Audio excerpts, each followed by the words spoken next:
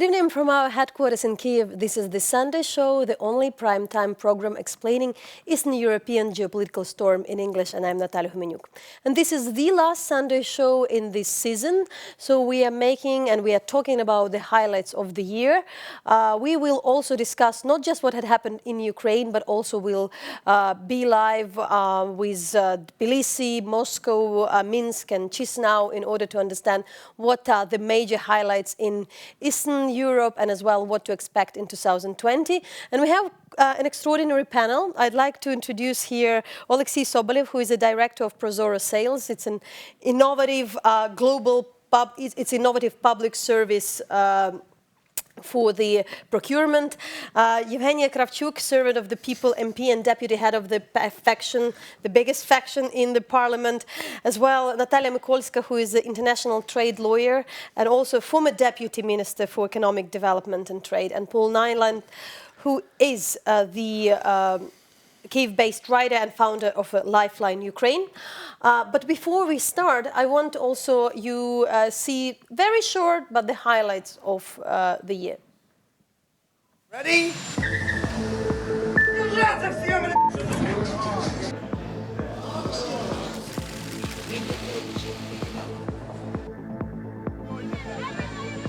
I want nothing.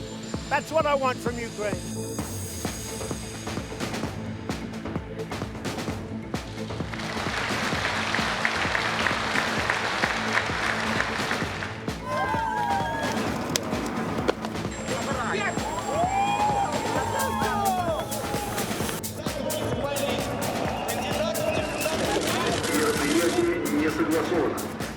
We demand admission to the election. Now we need to think about the country, not about ourselves. It is better that there is stability, no corruption. That's the most important thing.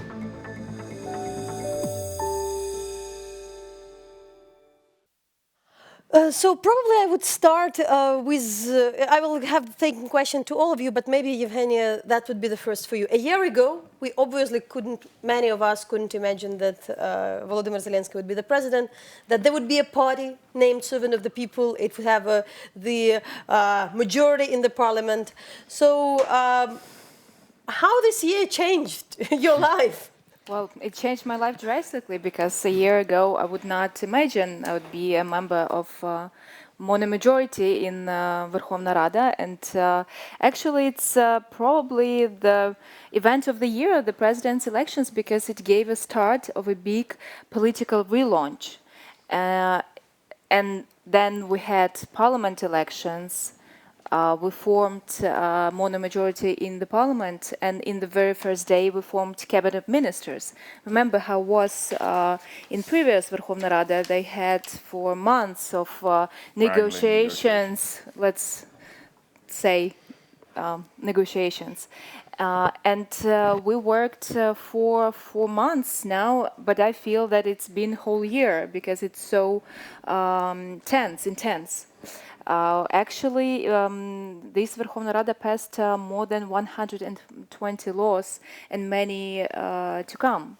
We already made some political changes. We abolished the deputies, members of parliament immunity, and we passed the impeachment law.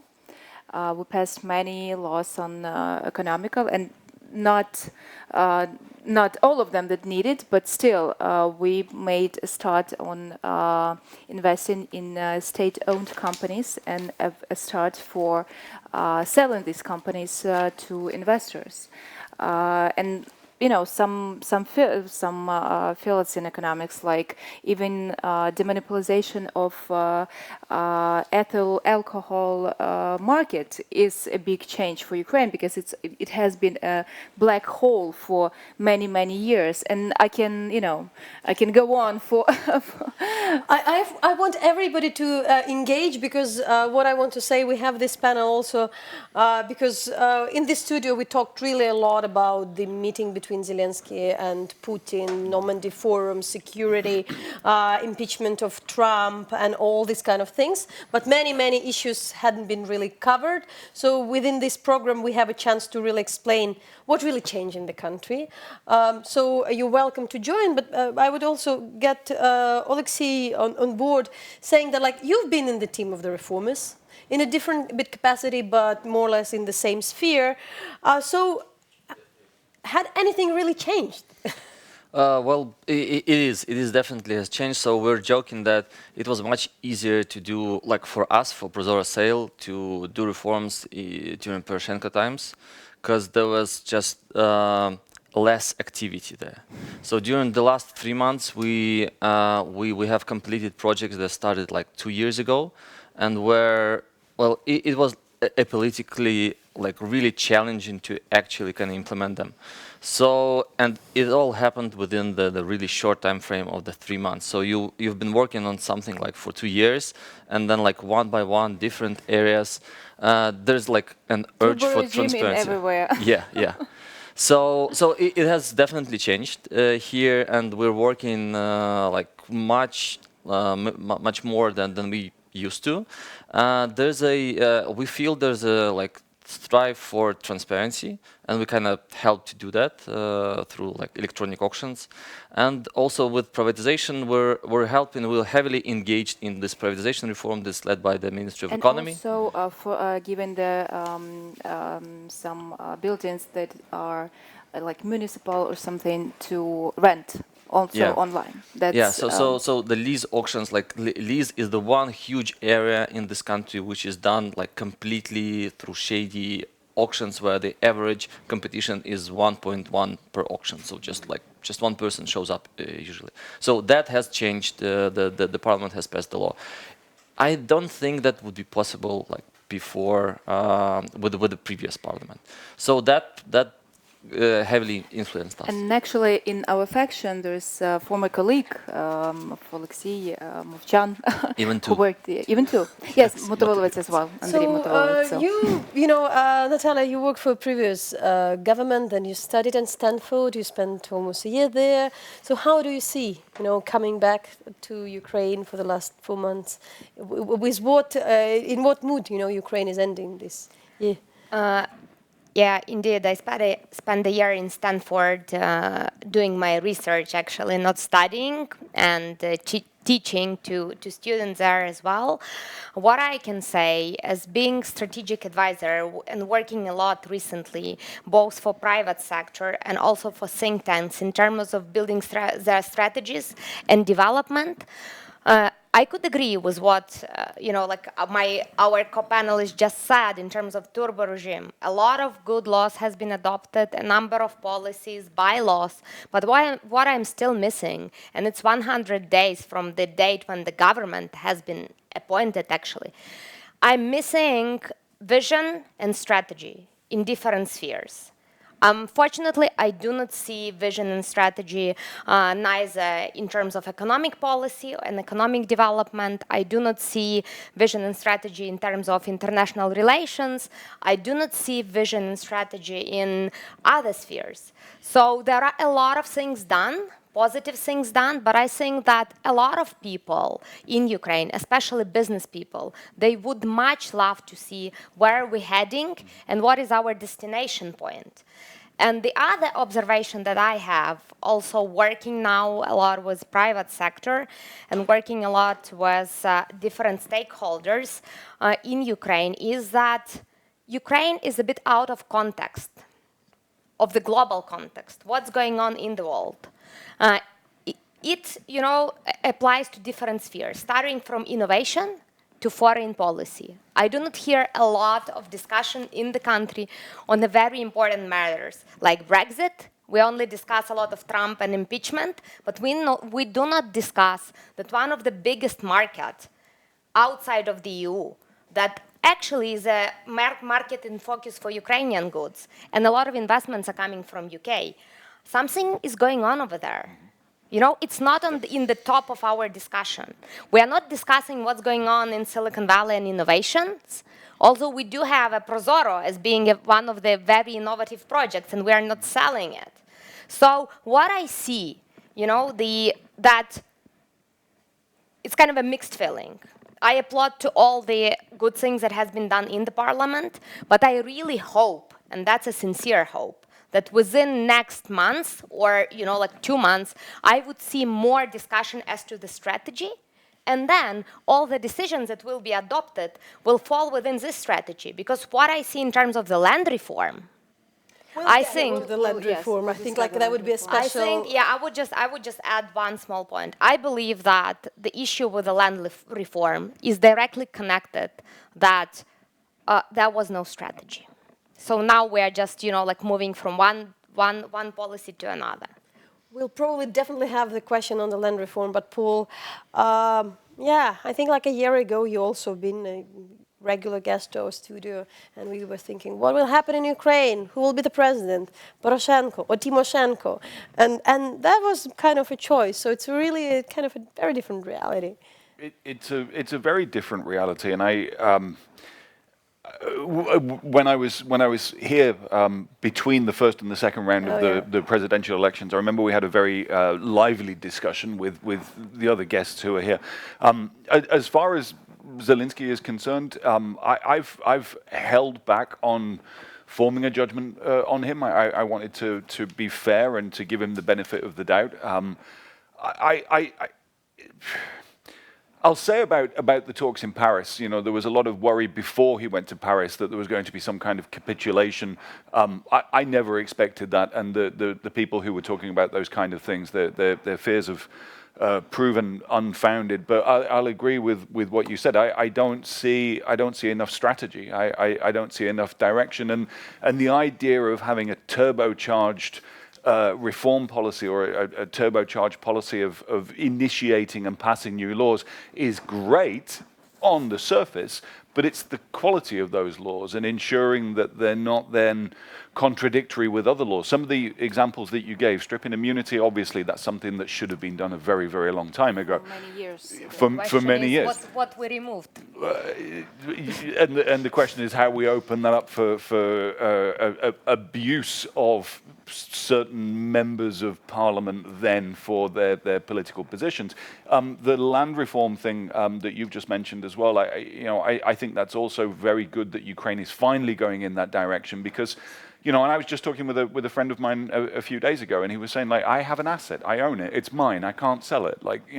That is finally changing as well. And in general, I'll make one final point. One thing that I think is a massive change for Ukraine, hugely positive, is the fact that something like 80% of people in the Verkhovnaya Rada are new parliamentarians. It's actually great. In our faction, all of them are newly elected. So would you share this, do you like strategy, or what would you answer on that? That the strategies, like the grand strategy is lacking. Yes, I agree that strategy is much needed, and that's what we as Parliament are. May I, to be fair though, I mean, your party was kind of thrown together within a very, very short space of time, right? So that would naturally be a reason why the strategy element is... Yes, and you probably can prove my words that we had to do many things in many fields. Mm-hmm. Land reform is one of it. And all this, selling the state companies and a lot of economical reforms, and actually the big part of the time that president spends on and cabinet ministers is actually negotiations on peace, because it's what President Zelensky said he would do when he becomes president. See, but you also...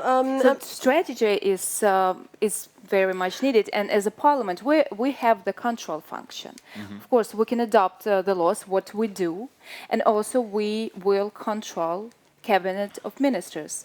Of course, they said that we need some time because we need to actually change some even ministries. Even the ministry you were in, now it's a bit different because it's combined with land agriculture. But my question is, was there a strategy behind this decision when two ministries were merged? Yeah. So it's like, for me, It's not like I'm applauding a lot of progressive things that this parliament has done, but a lot of them has been developed within the cadence and within the work of the previous government, with the people that are working in ProZorro.Sales, in different think tanks. And we're happy to have these great decisions to, to move on and to make them happen. But then my question that, like, if we're talking to the foreign audience, and I want to probably Oleksiy to give the feelings. So,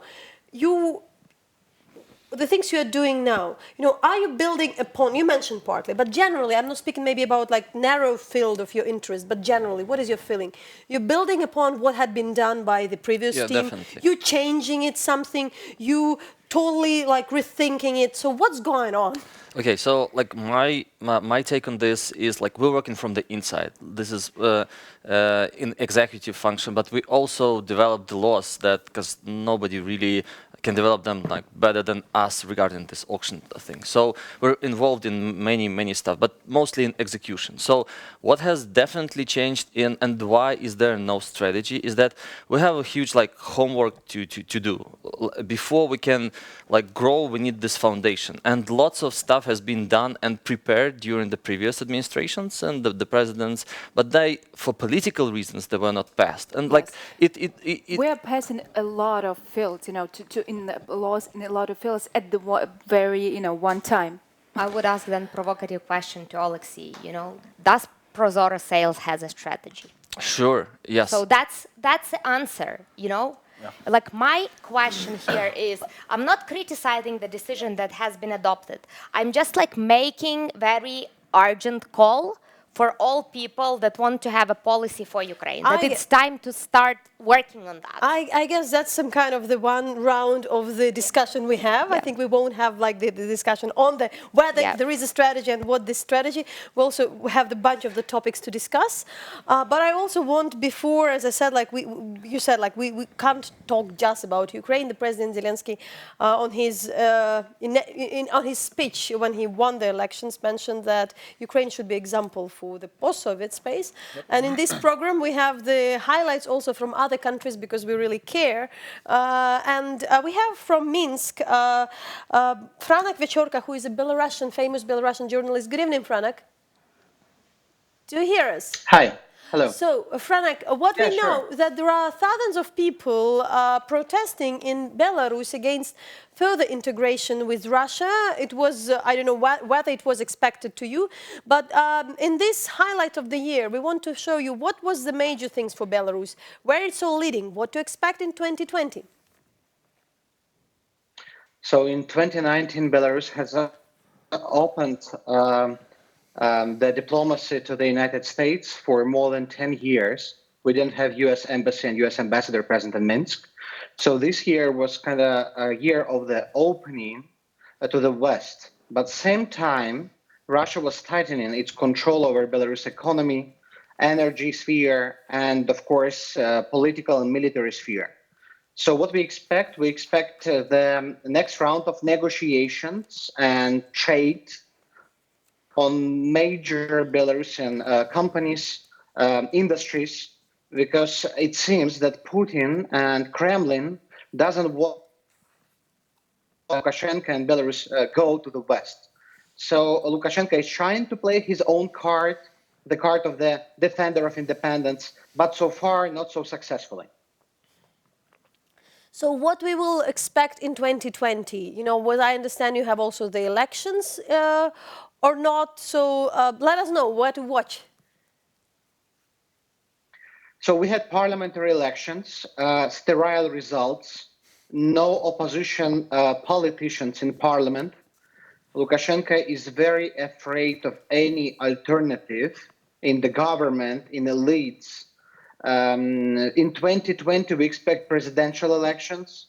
Some opposition candidates announce their campaigns, but it seems he doesn't have really strong alternatives. So it doesn't seem neither that he's going to leave. So basically, what he wants a status quo. He wants to preserve the same swing policy between the West and Moscow. He wants to get cheap energy, oil and gas from Russia, and at the same time to sustain the trade and strategy on opening to the West in order to preserve control and some alternatives and some jokers in his hand to play against Putin. So, Franak, thanks for this quite a short explanation, but I think that's the format we have tonight. So that was our colleague from Minsk. Just to remember that we shouldn't be just in this, thinking about Ukraine, especially if we speak about our audience abroad. We're all connected. But it was mentioned about the relations with Russia. Probably it's worth it to mention that this week there was by some people long awaited the deal with Russia regarding the gas. To be very short, that was an agreement over the 5 years contract between the Naftogaz and Gazprom again. There would be 65 billion of cubic meters into Ukraine transferred in 2020. Russia agreed to pay 3.6 billion US dollars, which were ruled by the court in Stockholm. But at the same time, Ukraine dropped the charges against Russia for another 12 billions for next years. How we generally see that? I understand that there are, like you're all not every of you is a gas expert, but we can also go on into the, generally these recent negotiations we have between Putin and Zelensky. I think it's noteworthy that the decision to come to an agreement came straight after US sanctions against Nord Stream 2 came into effect, and the main company that's laying the pipeline for Nord Stream 2 stopped work. Yes, also right? it's just announced that it has stopped. Yeah. Which is also the news of the week. Yes, and we're thankful for United States for this decision to be right in time. Yes, exactly. Not to give, the further building of the Nord Stream. And actually, I would like to remind where we started with negotiations. Russians wanted 1 year of transit. Yep. We wanted 10. So I think 5 is something, in the middle that I cannot say it's, it's huge success, but it is success right now. No, but it's a stability of income for Ukraine for the transit fees, right, for 5 years. We have this money, in 3 billion US dollars. That's important for Ukrainian budget. We think that we can use it well, and the Nord Stream, yes, we're. How we generally see the whole I feel like we can't just omit this topic, because also we usually have like security experts or the Donbass experts speaking about the war. But if you speak about like more general public, you also represent, like being the reformers, the strategist. Where do you see the whole things move and what has changed? I honestly can probably express an opinion. There was some breakthrough, oddly saying, because a year ago, it felt like nothing is moving. Now you don't know. Some people feel insecure. There are some protests, but at least like there is some movement. So things definitely are changing. I followed the situation in the East very closely. I work with a lot of veterans now, and this has been a topic that I've written on a lot over the last few years. And there was an op-ed in the Atlantic Council a couple of days ago by Taras Kuzio, and he was basically arguing that Ukraine has to settle for a stalemate and a frozen conflict. But the key factor in all of this, as it has been from the very beginning, is, yes, I know that Zelensky campaigned wanting to bring an end to the war, and I think that he genuinely believes that that's a central part of his mission as well. It should be. Ukrainian lives are being lost. But the only person who gets to decide when that conflict freezes or when there is a ceasefire is Vladimir Putin. Whatever our Ukrainian positions are, whatever our desires are, whether Zelensky says, I want an end to the war or not, if the other side does not stop firing, and that is completely within Putin's authority to order that to happen, if the Russians and the proxies that they support, direct rather than support, don't stop, then the war continues. We have to continue defending Ukraine. I would argue with that. So I mean, like, if you like get back to 2014, right, and like look at the gas deal, nobody has ever believed that that Gazprom would pay Ukraine extra money and we would get gas not from Russia. That was like unfeasible. And so I know the like inside side of the story of this Naftogaz team that went into Naftogaz and implemented this stuff. So they spent previous several years campaigning for this thing to happen, and nobody ever believed them. And right now, okay, it's like 5 years after that, and here you go, Russia like never pays anything, and it actually says it's going to pay like more than $3 billion, which means like they might they didn't want to do that, right? But this like complex of different things happened that kind of forced them to, and it's more economical for them to actually pay, to sign the contract, to have some kind of agreement. This is the same thing that might happen with Donbas region, and I think that the thing that's happening this year, I guess, is that it's of course obvious because we're in the process of changing status quo, and like the people in power would like to change everything, like change all the areas they can like have their hands on, and that's probably allows some change to actually happen. Yeah. Okay, so what I'll say, let me just respond to that. One of the things that made Gazprom pay up was the international arbitration in Stockholm, right? And so and the sanctions. same and sanctions. Thank you very much, because that's just what I was going to jump onto, right? So it's not a matter of bilateral agreement between Ukraine and Russia. It's a matter of international pressure and enforcement, and that's where the sanctions I want to get broader on that, because that would be also the question, for instance, from Natalia, who doesn't represent this government, who was working for the previous government. But as a strategist, what would you say to those who are saying, like, it's up to Putin to decide? But for me, if you have the strategy, you can't have a strategy that another person is deciding, that you should have something also in your mind. My question here is, what is Ukrainian strategy? I mean, in terms of reintegration of Donbas and in terms of actually ending the war. If we look at Naftogaz case, they had a strategy. I mean, you know, in this particular case, which was submitting a number of lawsuits, winning them, and then pushing Gazprom in different jurisdictions in order to seize its assets and pay. So my question, let's go to the war, because we had, like I said, like we can't really discuss every topic in details, but saying that, because I know there are people saying, like, let's just wait till Ukraine gets strong. Is it a strategy for you? Ukraine's already strong. Yeah. The question here is, you know, I'm not the expert in military matters. I'm not an expert in reintegration of Donbas. As a person that really looks into international relations and economy, I'm not sure that Ukraine now is economically strong in order to reintegrate Donbas immediately. So my question is, has anybody in the government, in the parliament, or in the presidential administration ever calculated, you know, what is needed economically in order for Ukraine to integrate Donbas, and what is needed actually in order for us to be successful in terms of, you know, like negotiating, and what will happen if the war stops tomorrow? I probably want to, if you can say. Yes, probably I would like to interfere into a conversation. Actually, we are moving, maybe with small steps, but we are moving. And that's the biggest change since, I would say, 2016, when the last normative format meeting took place. And we already have some results. Did you, just say honestly, did you believe that in the end of August we'll have our political prisoners at home, that Oleksiy Sobolev would come out of the airplane, that sailors would come back? And it was, you know, probably impossible, everyone would say. But with small steps, with negotiations, I was a bit a part of it. And it was hard. But Zelensky had this as an aim, to bring people back.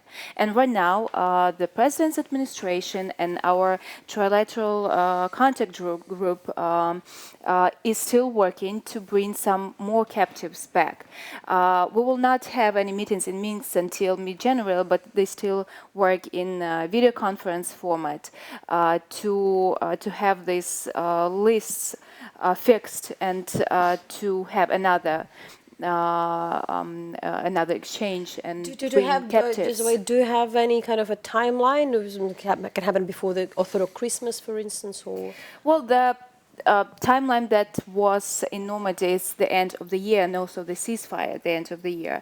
And here I can agree with Paul saying that, and we are dependent on on a counterpart, because right now we feel that they are playing some game to, How this all influence, the job you're doing? I mean, I'm not speaking, of course, the prisoner swap, but generally the discussion on the war. On this, because there are those people who are saying, like, no, let's reform the country and, like, then solve other issues. But is it to how much it's present also in your... I can say that, for example, if you get back to 2015, the war was a hot topic inside the government. So basically, if you had any kind of, like, it was high priority, which meant that lots of decisions were working on mostly economical side, right?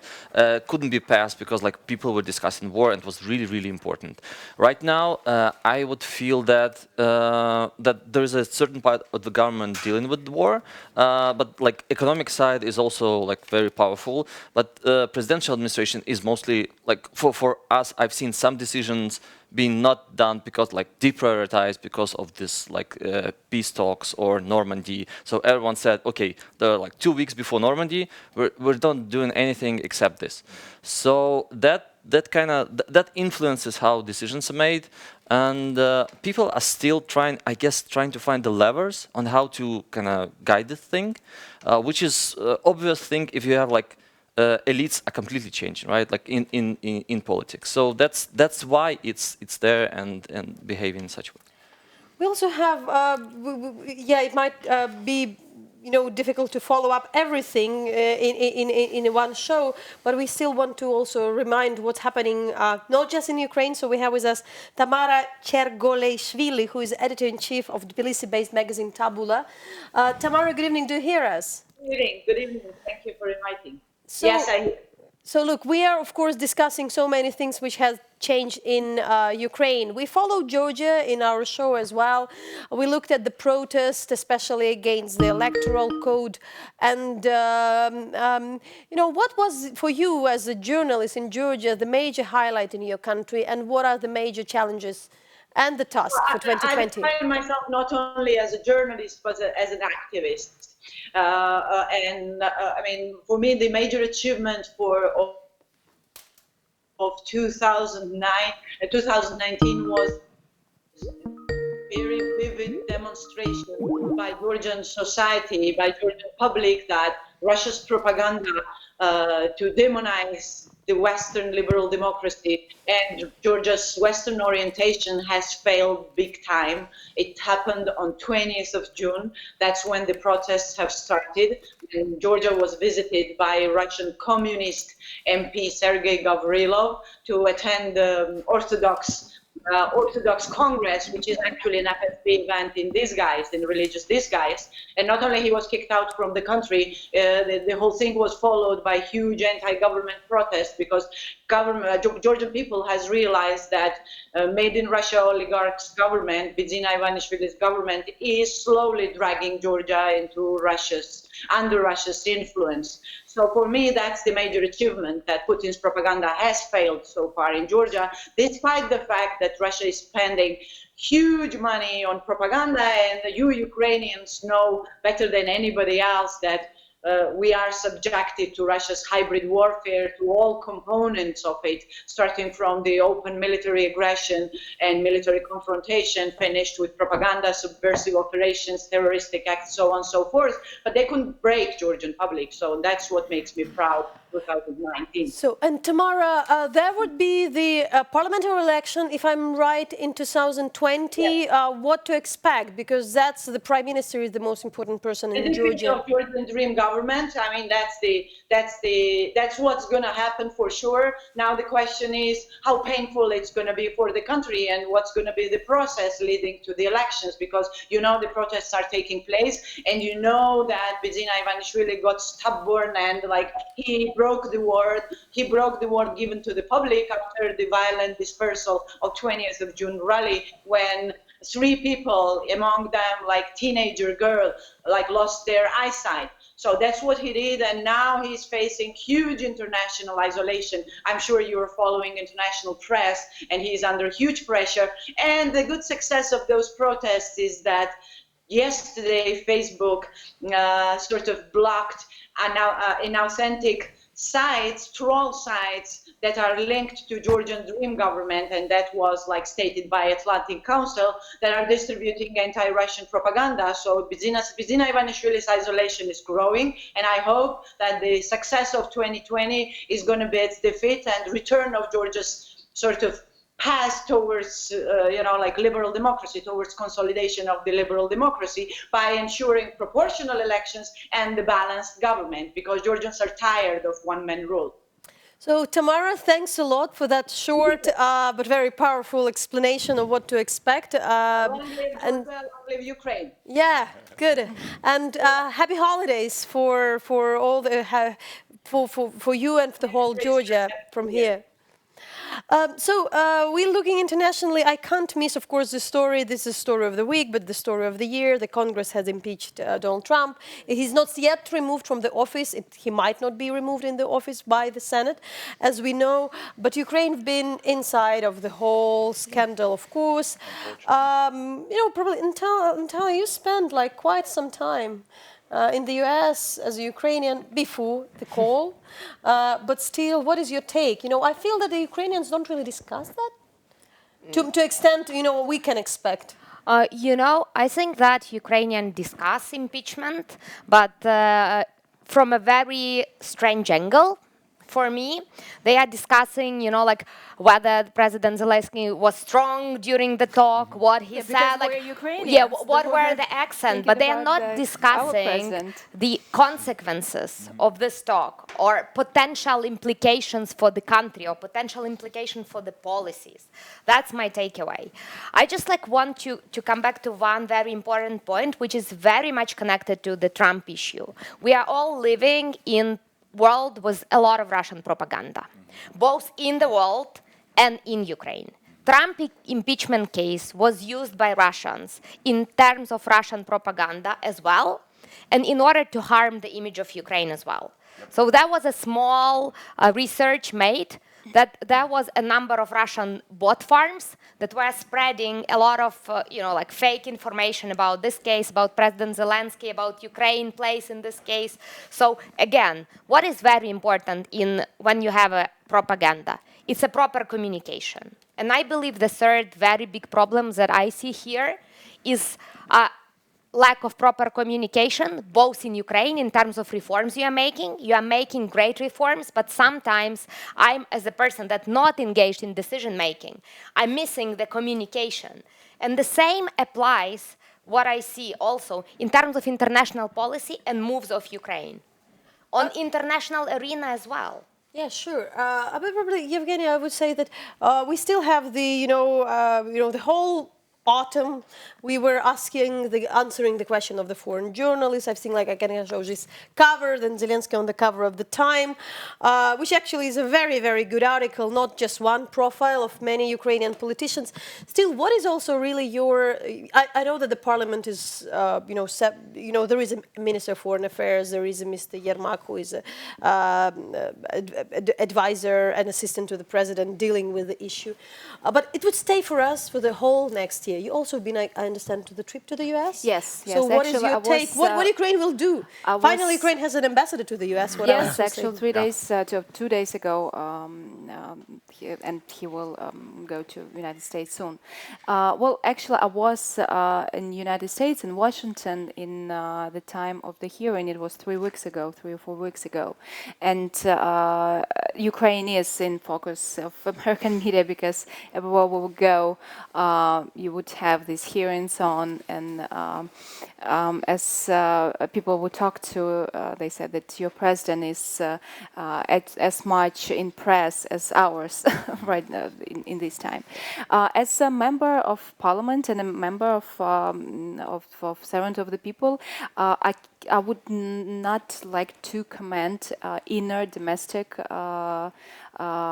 things that are going on in the United States, because I do not want to harm any Ukrainian-American relations, so we cannot take sides. And it's the matter of American system, political system, judiciary, and Congress, and everything is going on to put a point in this case.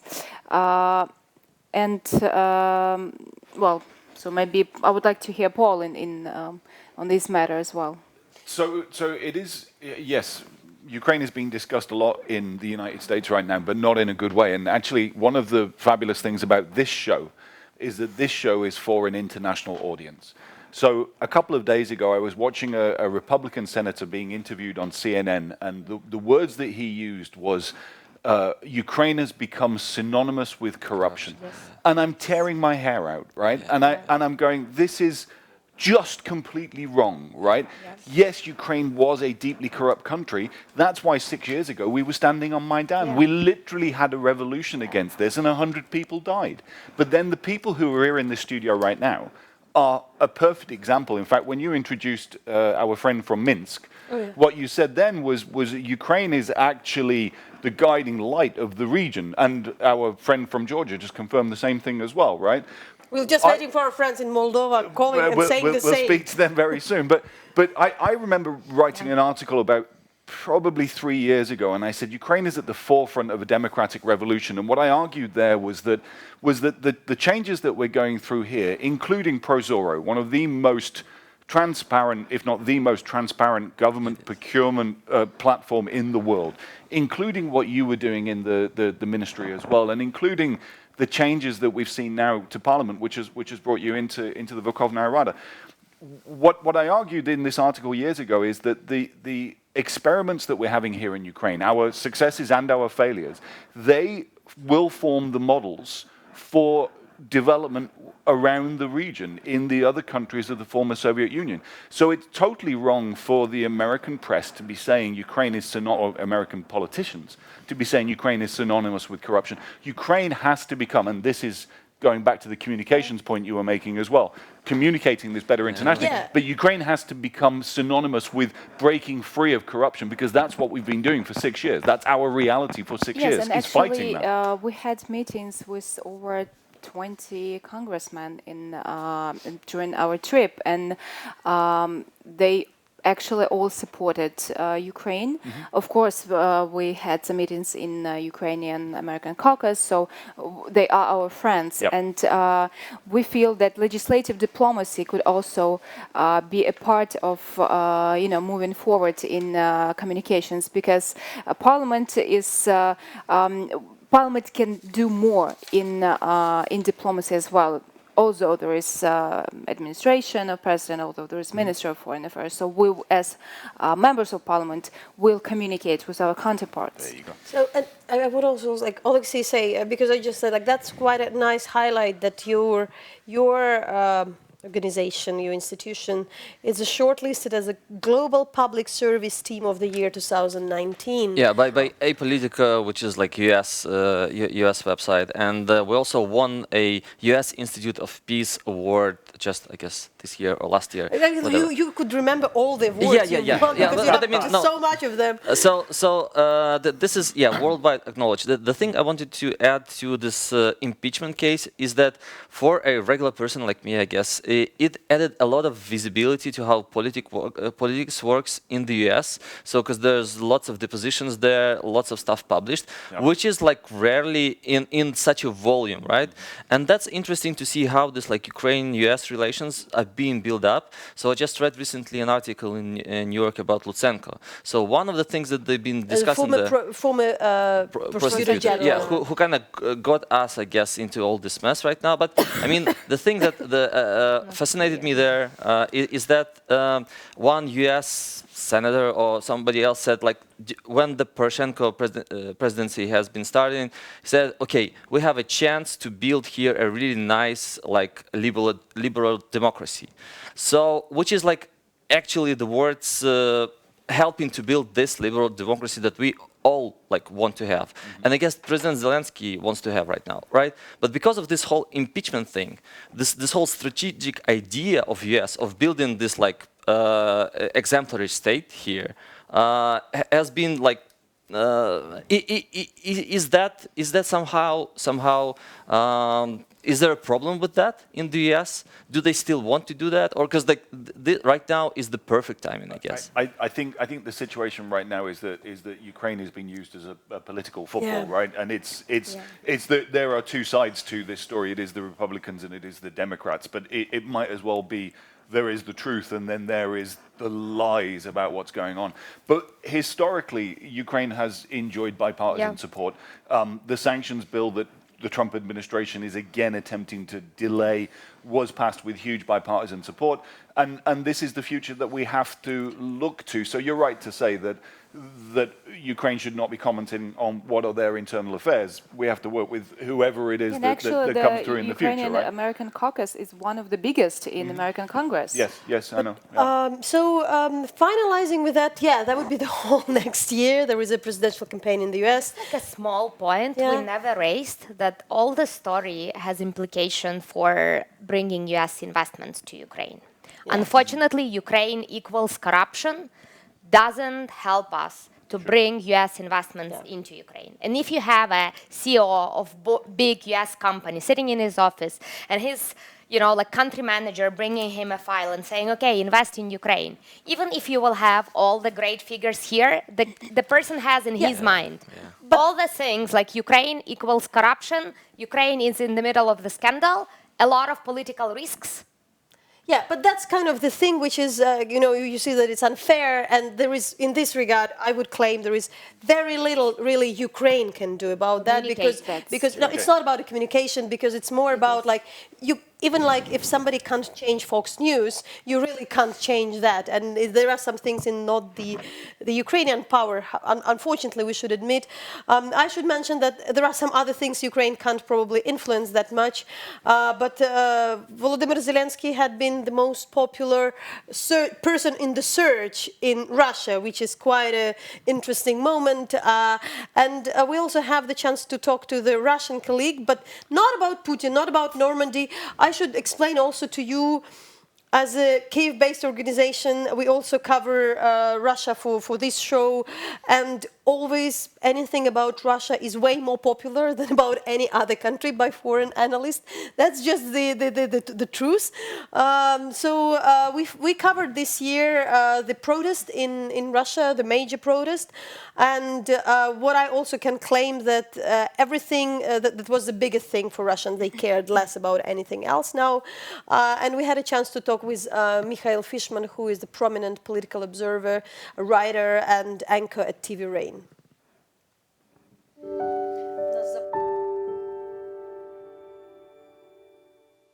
So, Mikhail, thanks a lot for being with us. This year we observed in Russia the major political protest. Along the summer, they were against the fact that some of the candidates hadn't been allowed to participate in the elections in Moscow. It ended up in many political cases. How significant is this case? And in the end of the year, what it changed in Russia, where it's leading?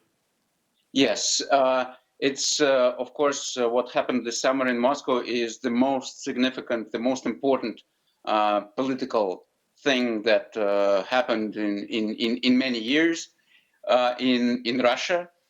I think it can and should be compared with the protests of so-called Bolotnaya movement of winter 2011.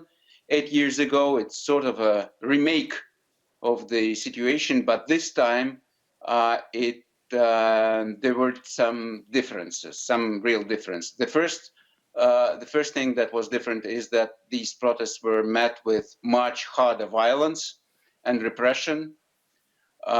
It's like this summer Moscow turned into a military scene, into a war zone of some kind, when riot troops attacked peaceful protesters. Hundreds were detained on a daily basis, and dozens got real jail terms.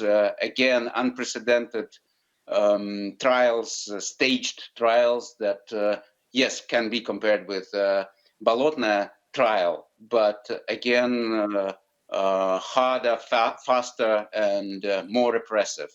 That's important. What's also different from 8 years ago is that this movement, this protest movement that emerged this summer in Moscow, is sort of unconditional. It's a clear anti-Putin movement. It's not that softer approach that protesters on Bolotne showed 8 years ago. Initially, at least showed. This is from the first moment. July 27, it was clear, anti-government, anti-Kremlin, and unconditional. Also, what's important is that this movement was effectively suppressed. The protests were cracked down, and Kremlin managed to perform, and violence worked. And if, of course, we understand that a lot of Muscovites supported this movement, yet the momentum was destroyed. And this is, for now, absolutely clear. We don't know when it will reappear again. We probably will have to wait until the new election campaign, which will be the federal parliament Duma campaign of 2021. This will be the next point of resistance, I would say. But Mikhail, also, we know that some of the people had been sentenced for a couple of years in prison, so it's not just cracked. Maybe you would elaborate more. And what to expect still next in 2020? Also, like, have we gotten new names, new politicians, in order to be in the political scene in Russia, especially in the next year? Yes, I think this summer showed that there are new role models, I would say, political role models on the scene. Before that, we had probably only one, Navalny. Now that's more than just himself. Lyubov Sobol showed herself as a real leader of this Moscow protest movement. That's for sure. Ilya Yashin, I guess, also grew as a political person, individual, during this campaign. Well, we now have new names like Yegor Zhukov, who was one of these arrested in the first phase of the repression in August. But yet we'll have to see how he will perform, because he is still very young, obviously. But he is emerged as a leader of, let's say, Moscow student movement. And so that was, we discussed Russia, and there is a lot happened there. In fact, I think like Ukrainians just know that we don't expect much. However, I think like I encourage everybody in our audience still to watch the details. Who knows? But we promised to explain the big issue of the land reform, and you working in on this process as well. Just I think like everybody in the studio agrees that it's very much needed. So that's not a appointed date. We held a whole show about the land reform. But what to expect? We expect to have another 10 days of agricultural committee working on the amendments. We had 4,700 amendments into the law, a very short one. We call it amendments spam, because it's the way to prolong, to make it unbearable. You could probably see all the videos where Yulia Tymoshenko, Korolevskaya, Kiva were blocking the head of the committee. So, but it has all the political parties, they signed a memorandum with Dmitry Razumkov, and they planned. Well, they scheduled. Yes, the chairman of parliament, and they scheduled the agricultural committee meetings for the next 10 days. They will work through the holidays, and we expect to have in second reading in January. We hope it won't be blocked as it. They try to block it in December. When we're rounding up, you need to be very short, but I still can't avoid this question if you really make like a 30 seconds, each of you. So, how Ukrainian oligarchy is developing? Bigger, smaller, the same?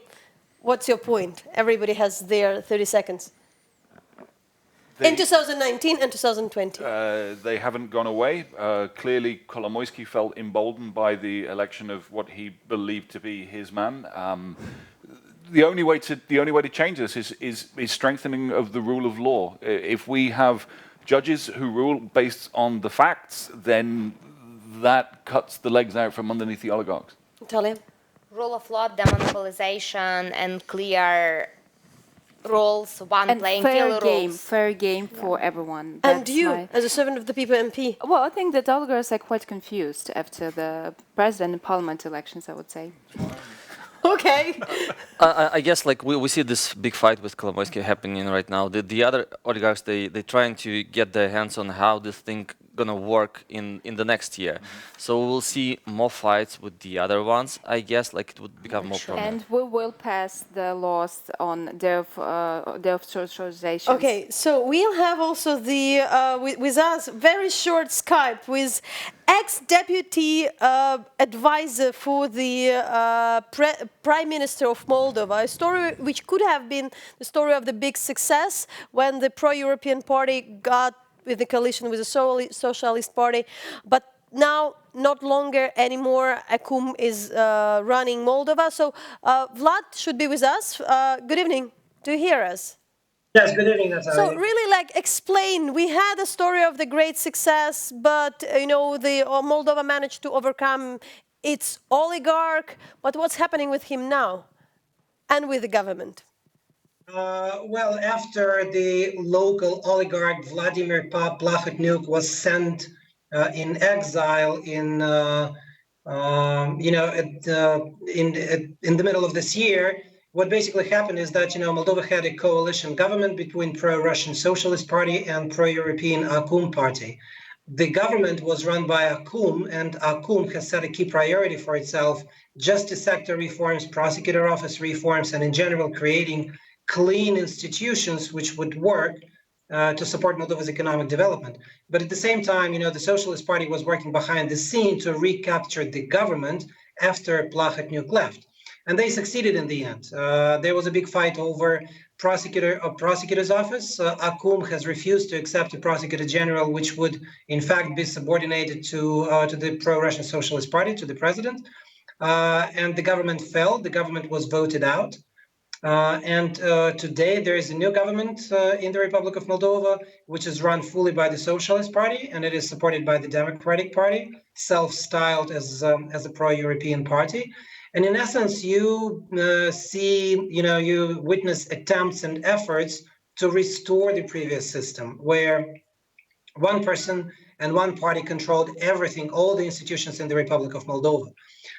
Next year is going to be very difficult. Next year is going to be a year of big political fights. So we will either see Moldova sliding back into authoritarianism, Moldova sliding back into use of captured institutions to benefit just a few people, or we will see a return to a government that would be really determined to change Moldova from within. And I would like, yes. Yeah, so no, with that, I probably would like to thank you and say that we send you all support to Moldova becoming democratic. The more democratic countries are in the region, the better for Ukraine as well, and for the region. So, Vlad, thanks a lot for being with us, and so as well, happy holidays to you and the country. And we will round up here in the studio, saying that we have just very little time to say what are the major challenges. The story of Moldova teaches us that some good things could be undone, So that's probably a big lesson. But how would you say, what do you expect? What are the main things for 2020 for the region, for Ukraine? The main thing for Ukraine that I see is how your party is going to develop, because you were created, as we discussed earlier on, in a very short space of time. I think there's lots of people within your party that have quite different views on things. So this is something that I'm going to be paying attention to. Obviously, the war is costing lives constantly, every day almost. Certainly every week there are multiple deaths, and we have to hope that there's more international pressure on Russia to stop it. Natalia, apart from strategy, which is definitely needed and everybody agrees. Communication. I expect more communication in terms of reforms made in the country, but more communication, strategic communication abroad. If we want to have further sanctions or maintain sanctions that we need in order also to end war, in order actually to maintain the gas contracts, etc. We need more communication abroad. I hope to see more successes and more work of the government in terms of bringing investments into the country, because they are much needed. And the fourth, it's like the thing that I'm living for. I do believe that government needs actually to pay more attention in terms of working with Ukrainian business, not only by creating environment, but also by supporting them, promoting Ukrainian exports, and also teaching and helping Ukrainian business to become more international. What is your plan, Oleksiy? So, like the big focus would be on economic development, and for the things that already have been mentioned, privatization would be a big fight alongside the land reform, because this is the vehicle to bring investments in, and this is also like a ideological issue. Should the government have all these like the 3,700 enterprises it should have, or just like sell them all? So we will see that. And also we will see lots of market becoming more transparent and actually kind of showing the citizens here how the things actually are run. So there will be more truth, and sometimes it will be politically hard to accept, I guess. To be short, I agree with all things and words said about economics totally, but we also forget about one reform that will be next year. It's the end of the finishing of decentralization and amendments to the constitution, and we have local elections in October of 2020, and that is the third stage of this big relaunch of the political system, and of course peace negotiations. That's what we expect, some further progress in it. So thanks a lot. It was quite challenging to put the whole year in the whole region in 1 hour. But that was Paul Niland, the Kyiv-based writer and founder of Lifeline Ukraine, Nataliya Mykolska, who is a strategy advisor, and the former Deputy Minister for Economy, Oleksiy Sobolev, Director of ProZorro.Sales, and Yevheniya Kravchuk, the Servant of the People MP and Deputy Head of Faction. So thanks a lot, and thanks from the entire team of Hromadske International for watching us, support us. That's the last show of the year, but we are staying for the whole holidays on Twitter, on Facebook. We are there 24/7. Go to the webpage en.hromadske.ua, and no more. Thanks and happy holidays.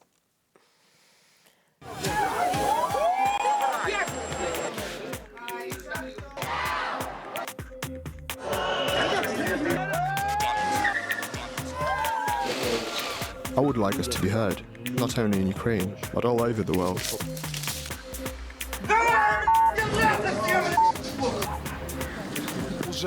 No bread for 3 months. Not one, but look how many. There's bread here and there. You are going against the God. Of course, point number one. Thanks for the invitation. When will this all end? The number of political prisoners has grown.